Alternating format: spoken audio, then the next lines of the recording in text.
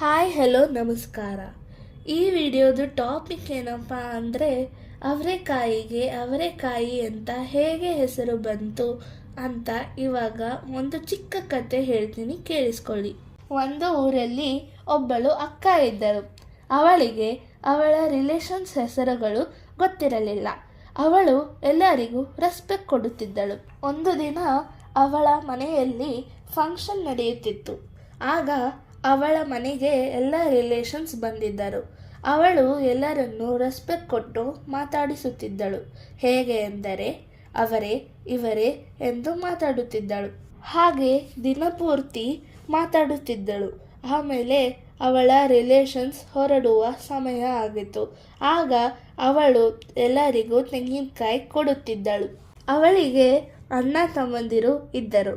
ಅವಳು ಕೊಡಬೇಕಾದರೆ ರೆಸ್ಪೆಕ್ಟ್ನಿಂದ ಅವರೇ ಕಾಯಿ ತಗೊಳ್ಳಿ ಎಂದು ಹೇಳುತ್ತಿದ್ದಳು. ಆವಾಗ ಅವಳ ಅಣ್ಣ ತಮ್ಮಂದಿರು ಅವರೇ ಕಾಯಿ ಎಂದು ರೇಗಿಸುತ್ತಿದ್ದರು. ಅವಳನ್ನು ಅವರೇಕಾಯಿ ಅಂತಾನೆ ರೇಗಿಸುತ್ತಿದ್ದರು. ಹಾಗೆ ಕೆಲವು ದಿನಗಳು ಕಳೆದು ಹೋಯಿತು. ಒಂದು ದಿನ ಅವಳು ಒಂದು ತರಕಾರಿಯನ್ನು ಬೆಳೆದಳು. ಅವಳಿಗೆ ಆ ತರಕಾರಿಯ ಹೆಸರು ಏನಂತ ಇಡಬೇಕು ಎಂದು ಗೊತ್ತಾಗಲಿಲ್ಲ.